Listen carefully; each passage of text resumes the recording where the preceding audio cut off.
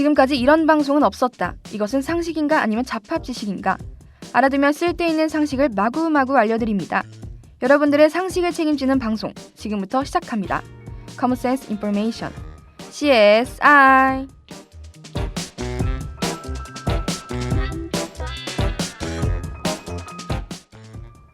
학우분들 안녕하세요. 월요일 저녁이 되었으니 오늘도 어김없이 찾아온 CSI입니다.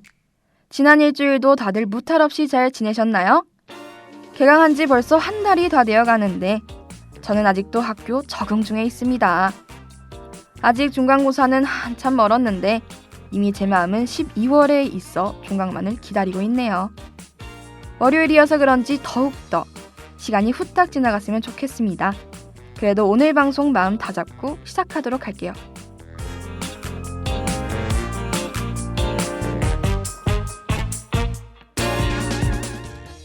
그렇다면 오늘의 주제는 바로 음악가입니다.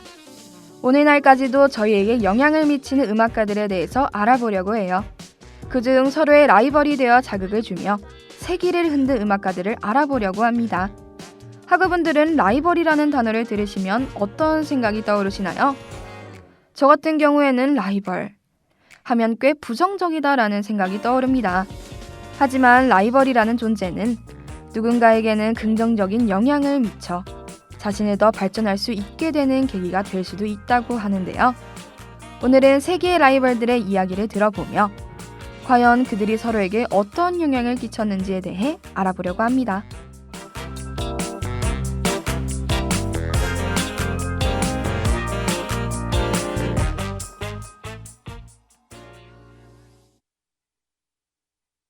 널 사랑은 하지만 조금 지친 거야. 상처를 주기가 너무 두려운 거야. 난 착한 게 아냐, 날 위해 그런 거야. 아직도 널 사랑한다는 거짓말. 넌 답을 원했지 시작부터. 결말을 미리 본 영화처럼 부담스러웠지. 넌 점점 더 빈틈없이 짜여진 스토리처럼 헤어지자 그 한마디가 잔인한 거겠지. 입을 열어도 다시 삼키고 왜 못 뱉는 건지. 널 사랑은 하지만 조금 지친 거야. 상처를 주기가 너무 두려운 거야. 착한 게 아냐, 날 위해 그런 거야. 아직도 널 사랑한다는 거짓말.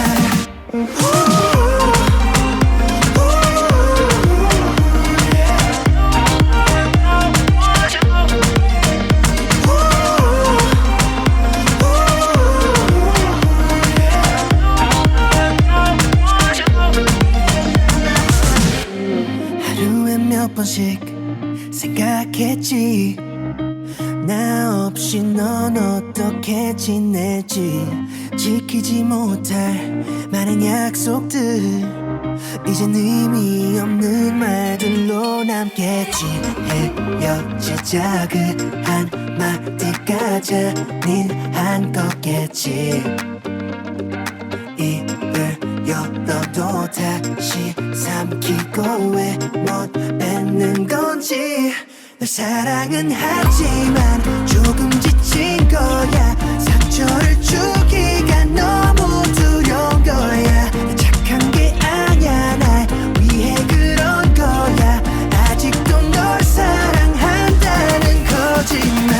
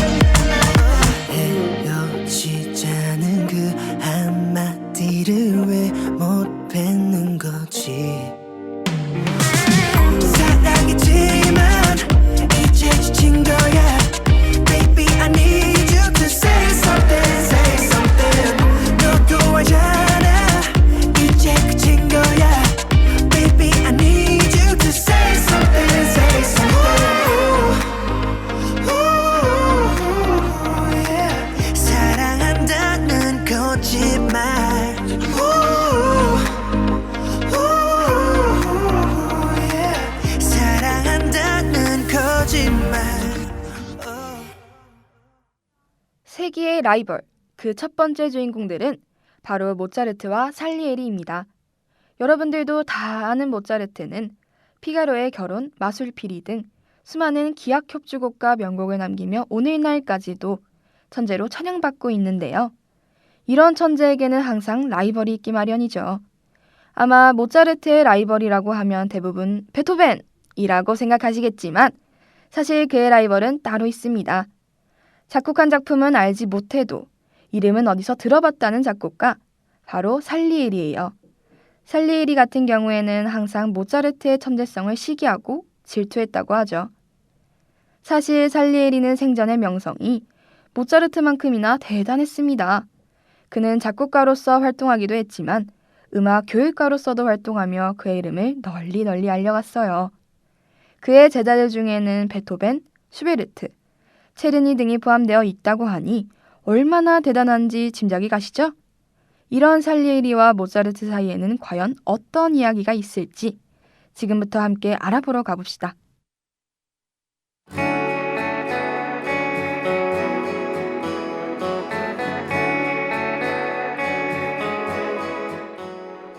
학우분들은 혹시 살리에리 증후군을 들어보신 적이 있으신가요? 살리에리 증후군이란 천재성을 가진 주변에 뛰어난 인물로 인해 질투와 시기, 열등감을 느끼는 증상을 말합니다. 딱 이 증후군 이름만 들어도 살리에리가 얼마나 모차르트를 시기하고 질투했는지를 다들 아시겠죠? 사실 처음부터 그들은 라이벌이 아니었습니다. 그들은 선의의 라이벌이 되어 서로에게 좋은 자극제가 되기도 하면서도 함께 오펠리아의 회복이라는 칸타타를 작곡하기도 한 좋은 친구이기도 했어요. 하지만 그들 앞에 붙여진 수식어 때문인지 몰라도 그들 사이에는 점점 안 좋아지기 시작했죠. 모차르트 앞에 붙여진 수식어는 재능형 천재, 살리에리 앞에 붙여진 수식어는 노력형 천재.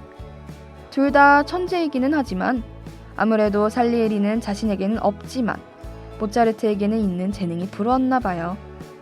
언제부턴가는 살리에리의 음악은 모차르트와의 관계에 가려져 주목받지 못했습니다. 시대의 흐름을 따르지 못하는 지나치게 정성적인 음악이기 때문이었죠. 이렇게 열등감을 느꼈던 살리에리. 모차르트가 죽고 나서 한참 동안 살리에리가 모차르트를 독살했다는 소문이 돌기 시작했습니다. 그래서 제가 위에서 언급한 살리에리 증후군이란 이름이 탄생하게 되었던 것이었어요.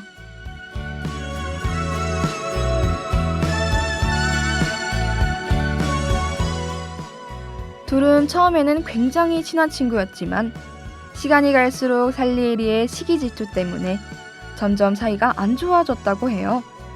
그래서 모차르트가 죽었을 때는 혹시 참다 못한 살리에리가 모차르트를 죽인 것이 아닌가라는 소문이 돌았던 거죠. 얼마나 안 좋았길래 이렇게까지 소문이 난 것일 걸까요? 과연 살리에리는 정말 모차르트를 독살한 것일까요?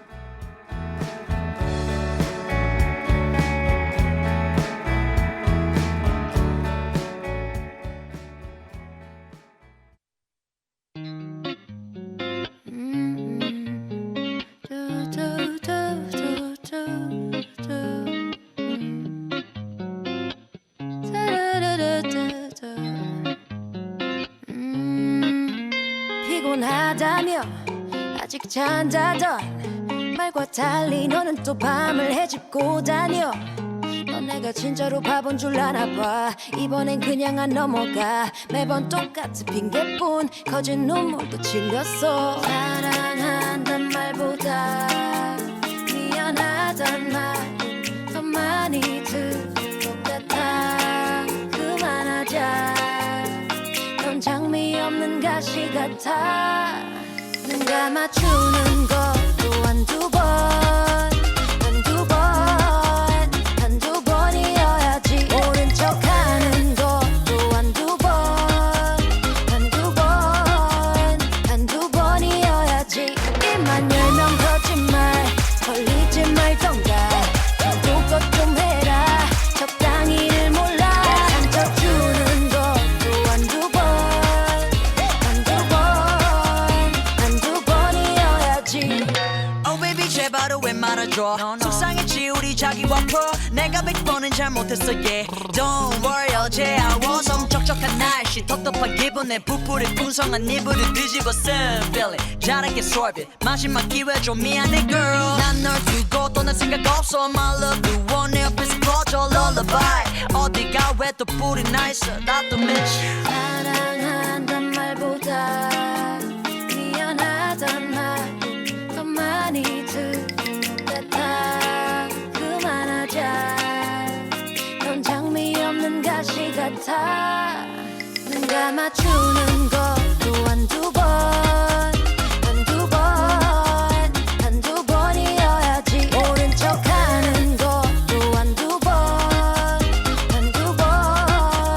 한두 번이어야지 입만 열면 거짓말 걸리지 말던가 아무것 좀 해라 적당히를 몰라 상처 주는 것도 한두 번이어야지 네가 나한테 물 먹일 때마다 쪽팔려 죽을 것 같아 그냥 말을 말자 내 입만 아프다 너를 만나서 단 한 번도 마음이 변한 적 없고 그냥 엿 같았어 눈 감아주는 것도 한두 번이어야지 모른 척하는 것도 한두 번이어야지 입만 열면 거짓말 걸리지 말던가 아무것 좀 해라 적당히를 몰라 상처 주는 것도 한두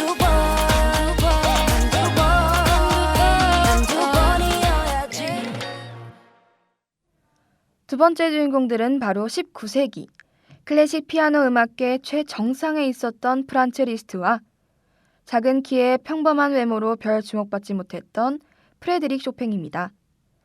당시에 현란한 기교가 들어간 음악이 인기이던 19세기에 쇼팽은 현란한 기교보다는 다양한 음악과 아름다운 선율을 선호했고 이 때문에 많은 사람들은 살롱 음악이나 하는 아마추어 음악가라 생각했어요. 그에 반해 리스트는 현란한 기교로 이미 당대 최고의 피아니스트이자 작곡가로 명성을 구가하고 있었죠. 이렇게나 음악적 스타일이 다른 둘은 어떻게 친해질 수 있던 것이었을까요?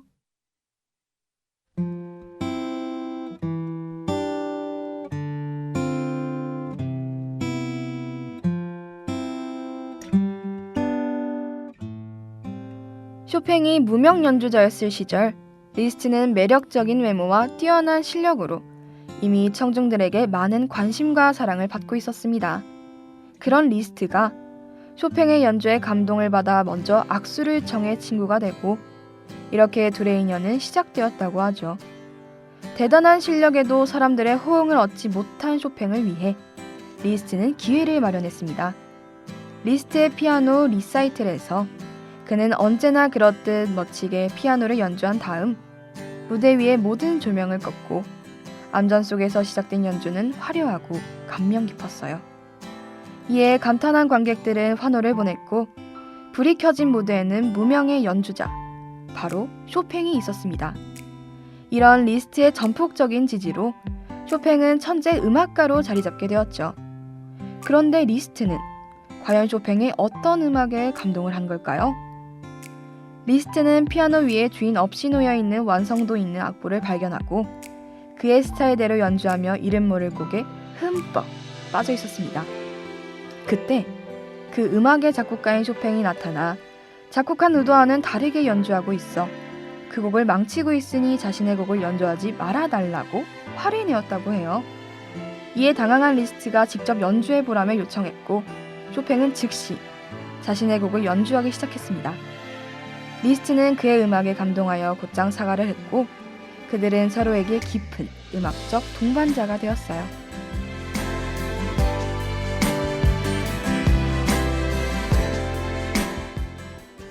두 사람이 이렇게 음악이 다르고 생각이 달랐지만 서로의 세계를 존중하고 서로를 진정으로 위해주는 마음은 다르지 않았어요.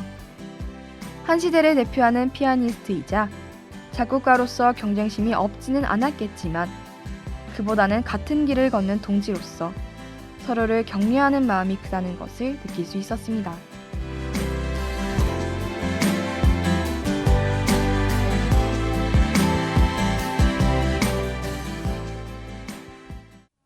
세 번째 주인공들은 20세기 성악 양대 산맥, 마리아 칼라스와 레나타 테발디입니다. 마리아 칼라스는 차갑고 강하고 화려한 인상이라면 레나타 테발디는 고급스럽고 차분하며 따뜻한 느낌이 들죠. 과연 이 둘의 이야기는 어떤 게 있을지 함께 알아보러 가볼까요?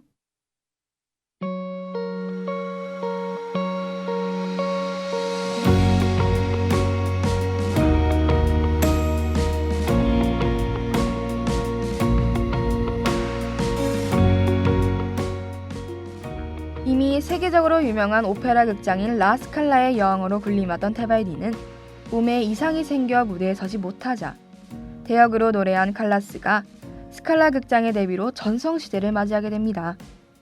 그때 테발디는 칼라스가 세계의 디바로 불릴 만큼 엄청난 대스타가 될 것을 알지 못했죠. 칼라스의 노래는 지금까지 한 번도 듣지 못한 노래였습니다. 테발디는 자신이 늘 표현하기 어려워했던 오페라 아이다의 감정을 너무나 잘 표현하는 칼라스를 보고 놀라움을 금치 못했어요. 단 한 번의 공연으로 관객들을 사로잡은 칼라스는 이 무대로 각광받기 시작했죠. 그 후 오페라 팬들은 칼라스파와 테발디파 둘로 나뉘기 시작했고 라스칼라 극장은 칼라스와 전속 계약을 맺었어요. 심지어 극장의 브라질 순회 공연에서 신인인 칼라스와 대스타인 테발디가 한 무대에서 교대로 노래를 불러야 하는 어처구니 없는 상황까지 이르게 되죠. 테발디는 동료들과 준비한 갈라쇼를 공연하기 전 한 가지 동료들에게 제안을 합니다. 각자 노래 끝나고 앙코르곡 요청받아도 부르지 않기로 약속을 하죠. 이에 칼라스도 동의를 합니다.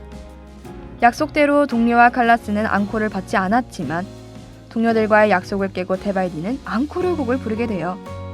이로써 앙코르곡을 부르지 않은 다른 가수들은 비난을 받았고 테발디는 엄청난 환호를 받았습니다. 그러자 칼라스는 테발디를 엄청나게 비난하기 시작했고 둘의 갈등은 언론의 좋은 기사거리가 되었어요. 칼라스와 테발디는 각각 세기의 디바와 천사의 목소리로 비유되면서 두 사람의 모든 언행은 실시간으로 전 세계 신문에 기사화되었죠. 이렇게 사이가 안 좋았던 둘은 나이가 들고 나서야 화해를 했어요. 테발디는 칼라스가 공연하고 있다는 사실을 알고 사전 약속 없이 찾아갔고 칼라스와 테발디는 그 자리에서 진심 어린 화해를 하며 나쁜 관계를 풀었죠. 두 사람은 라이벌이었지만 사실 서로를 가장 빛나게 해주는 존재였다는 것을 아주 잘 알고 있었기 때문이었습니다.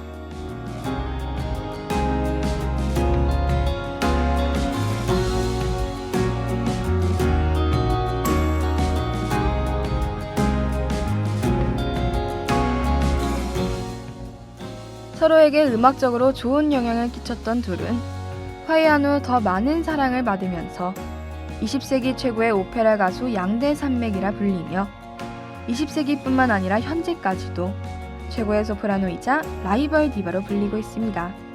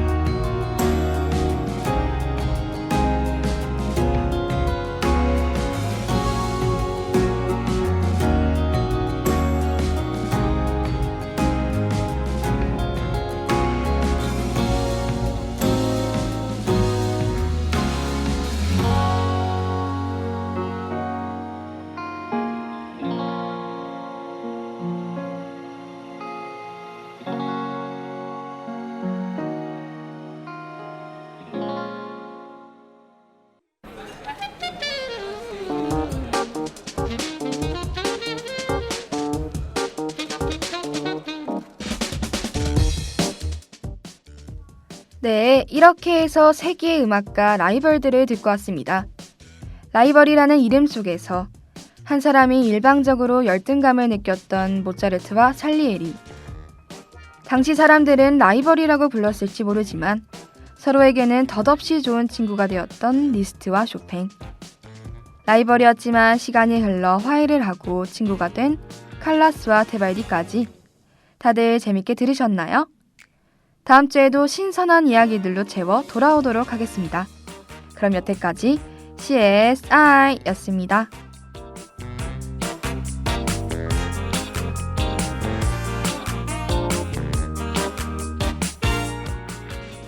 지금까지 제작 윤채린, 기술 이하빈, 진행의 박세리였습니다.